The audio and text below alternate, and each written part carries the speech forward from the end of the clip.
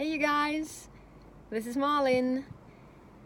Negative energy can really wear you down. Anger can, frustration can.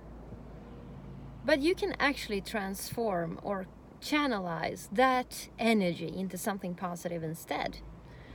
Once you recognize the feelings that you have and the thoughts that are fueling these feelings, you can actually choose to direct that energy instead into something positive.